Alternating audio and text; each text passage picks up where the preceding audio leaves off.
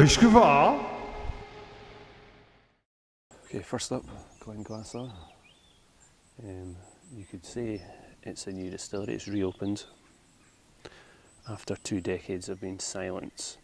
The new owners paid $5 million to buy the distillery, spent a million extra to fix it up, to upgrade it. They did have copper thieves wearing workmen's clothes, and nobody. There's been people working in the distillery, keeping it working, keeping it running. Not keeping it running, but keeping it clean as best they can for any potential buyers. And of course, when workmen come in with a hat, you don't think much of it.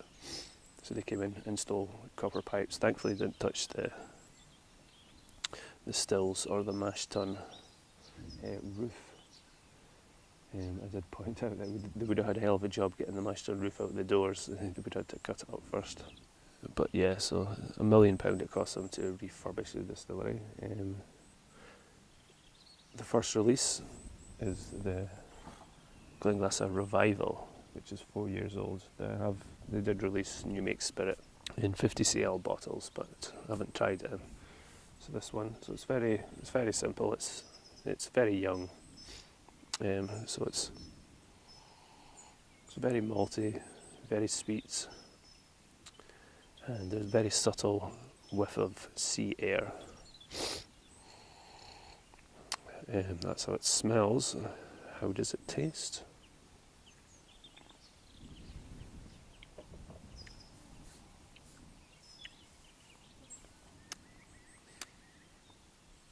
Again, very sweet, very malty, obviously. Maybe a slight subtle salty flavour, but you will get that. Give it another 6 years, and the 10-year-old or the 12-year-old, whatever they want to release, I'm sure that'll come more to the element, more to the core, more upfront. Just like other maritime malts such as Old Pulteney, Clynelish, these ones that are on the coast, that are matured on the coast, they always pick up the sea air, the saltiness that always goes into their malts, and it's very unique. Not so influential on the Islas, unfortunately, because they are so heavily peated that subtle smokiness, subtle sea air rather than smokiness, doesn't come out as much. People still say at Laphroaig you can pick up a bit of seaweedy flavour aroma with that one. I wouldn't argue with that. I would agree with that actually. Also with Kalila, Ardbeg perhaps. But yeah, so Glenglassaugh, the Revival, very young.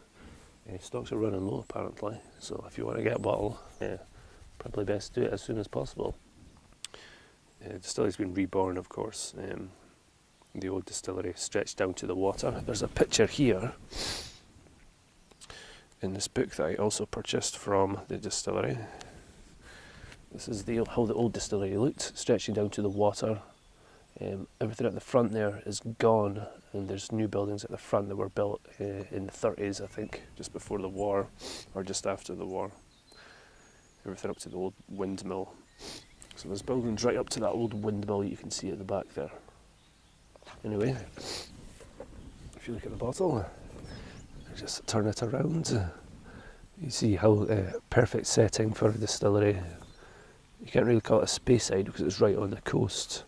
You can't really call it a Highland either because it's it's just more Aberdeenshire, Banffshire than anything else. So it's kind of in a world of its own, along with Macduff, who produced the Glendeveron spirit, which is also a very nice one. Yeah, so that's Glenglassaugh. This is the spirit, the Revival. And good luck to those guys. Uisge Mhath.